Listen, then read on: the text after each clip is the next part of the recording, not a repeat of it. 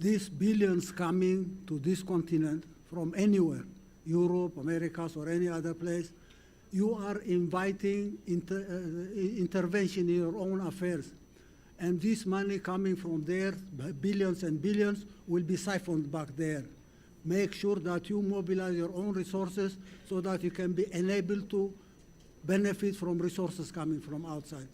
The promises of billions is no good. Yeah. Again, it's the focus that we need to talk about. You're talking about corrupt governments and comparing them with the private sector and promoting the private sector, the private sector, the private sector. You put in place accountable governments, non-corrupt government that will use national resources for the development of the majority.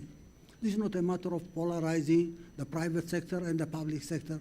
These classical arguments about the private sector, the public sector, that makes sense at all.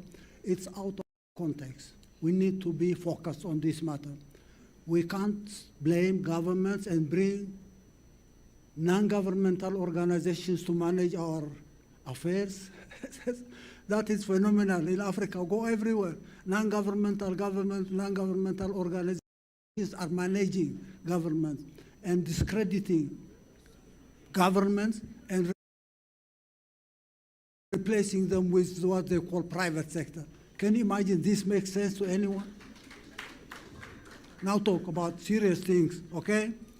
You want to implement programs, articulate your goals and objectives in the first place, okay? Strategize on how you can achieve these goals and objectives. Then go for detailed plans, sectoral plans or industrial plans, and then mobilize resource for that. Give these plans and the resources to reliable hands, accountable hands. Government or private sector doesn't matter. It's not a matter of being with or against that party. How do you mobilize these resources to implement programs so that you address climate change? Thank you. Welcome to Drawer for Africa. For too long, the narrative of Africa has been written by others. Foreign powers have meddled in our affairs, exploited our resources, and fueled our conflicts. But the time for that is over. This is a new era for Africa, an era of self-determination, of unity, of African solutions to African problems. We are tired of being pawns on a global chessboard. We are tired of seeing our continent bleed while the world watches with indifference. We have the resources, the talent, and the resilience to build a prosperous and peaceful future for ourselves. Join us as the leaders of Africa discuss the path forward, a path paved with unity, cooperation, and a commitment to resolving our own conflicts. This is our story to tell. This is our future to shape. We are weak because no passport, no new telephone number. The country works. Here, I'm now in 255, having migrated from 254. I'm dealing with Tigo, and even Tigo is not Tanzania. I'm dealing with Airtel, even Airtel is not Tanzania. I'm dealing with Vodafone. We own nothing. You've mentioned that China has a no interference policy with other states, and that states should have their own ability to dictate their way of life or their existence. But wouldn't you say China's presence all over Africa is in a way an exercise of some sort of power, a soft power of sorts, and does that not contradict with the foreign policy of China? Allow me to mention one thing. Before China's extensive engagement with Africa, Africa itself is a forgotten continent. That's not what Victor Gao said. That's generally being said by Western countries.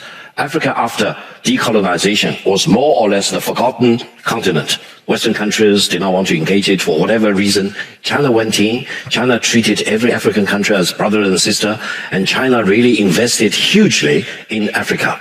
Now, many other countries are talking about engaging with Africa, including the United States, many European countries, India, for example. The more the better, because Africa should not be a monopoly for any other country, not for China, not for anyone else. Africa is for the African people, and the taste of the pudding is always You should not be a judge yourself. You go to African countries and ask them whether they like building a road, whether they like building a gymnasium, etc. That is the only truth, because don't be lectured by other countries about what value African countries should have. The African value will be different from many other continents, for example. The other countries in other continents will need to help the African country to build up their infrastructure, to build up their manufacturing capabilities. And that is the only goal for China. China has no colonial objective for African countries. China is so far away physically from Africa. Whatever China is doing the same in ASEAN countries, in Latin American countries, for example. And this is a sign of China's philosophy. That is, if we build our pillars of transformation, we want to share that with you. If we believe building road is the only way out, we help you to build the road. Thank you. My name is Carl Jumbo, freshman student at Georgetown University. My question is simple. Are you not being hypocritical, Mr. Gao? Why I'm asking, you're saying that, okay, in Africa, you're allowing some buildings, some infrastructure to be there. I'm from Zimbabwe. We have the second largest lithium reserves, but we're at the brink of losing ownership of all of these lithium reserves just because China built a parliament for my country. So if you're saying that you are promoting the sovereignty of nations, of countries, but you're taking our own parliament away, and let's say the airport in Kenya, for example, are you not being hypocritical? Let me be very blunt. Zimbabwe is a great country. You had your election several years ago, and the presidential candidate was very much against China. He's elected as the president, and once he's in his office, he changed his mind, because he knows for sure that for Zimbabwe development, China is the main contributor for the Zimbabwean economic development. If you do not agree with me, go back to your country, talk to your government, and check out over the past 30 years, which country has invested most heavily in your great country. I know Zimbabwe well. China has dealt with Zimbabwe governments for several decades, including your great presidents, for example. And I would say China-Zimbabwe economic cooperation has helped the economic transformation in Zimbabwe, in building up infrastructure facilities and in building up manufacturing capabilities of your country. That is the truth, if I may tell you. I think that is the only truth. Development is the hard truth. Thank you. If it wasn't for Africa, France would be 10,000 times deeper in trouble. There are at least 100 reasons why that is the case, but today I will dwell on 3. But first, let's see what French President Emmanuel Macron thinks about this. Clearly he disagrees. Macron's outburst is, however, a slap in the face of historical truth. So let me correct him, and let's make sure that he sees this. If it wasn't for Africa, France would be 10,000 times deeper in shit. Here are 3 reasons why. Let's start with the CFA franc. Introduced in 1945, this currency system ties 14 African countries to France, giving Paris the enormous financial leverage over the economies. It's pegged to the euro, and African nations are required to deposit 50% of their foreign reserves in France's central bank. That's right, half of their reserves forcibly parked in French accounts. France earns at least 500 billion euros every year from these reserves. This steady cash flow supports the French economy, funds French development projects, and props up the euro. Without the CFA system, France would face severe liquidity constraints, affecting its financial stability. Moreover, the fixed exchange rate of the CFA franc artificially deflates the 14 African economies and limits their ability to compete properly globally. In essence, these nations, home to millions living in poverty, subsidize the French economy. Here's the second reason why France would be in deep economic problems today if it wasn't for Africa. Africa's natural and mineral resources. France's economic development and industrial growth have long depended on Africa's vast natural wealth, especially in Francophone countries. For decades, France controlled massive amounts of uranium from Niger, oil from Gabon, bauxite from Guinea, and many more. Niger's uranium alone powers over 70% of France's nuclear energy, which in turn generates 75% of the country's electricity. That's not just dependence, it's survival. During the colonial rule and after independence, France secured sweetheart deals that ensured its companies retained control of these critical resources. For instance, Areva, now known as Orano, has been exploiting Niger's uranium under contracts that are outrageously favorable to France. Meanwhile, the average Nigerian lives on less than $2 a day. Between 2010 and 2020, Gabon's oil exports brought billions of dollars, and much of the profit lined the pockets of French multinationals like Total, rather than benefiting the local population. Imagine what France's energy and industrial sectors would look like today without African resources. We're talking about catastrophic shortages and economic instability.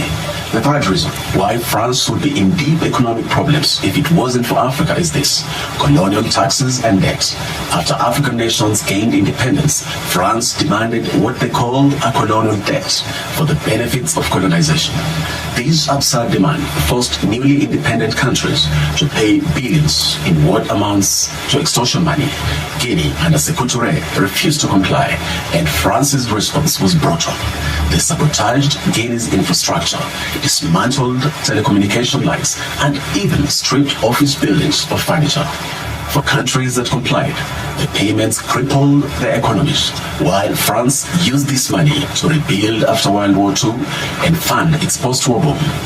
Even today, the legacy of this economic stranglehold persists.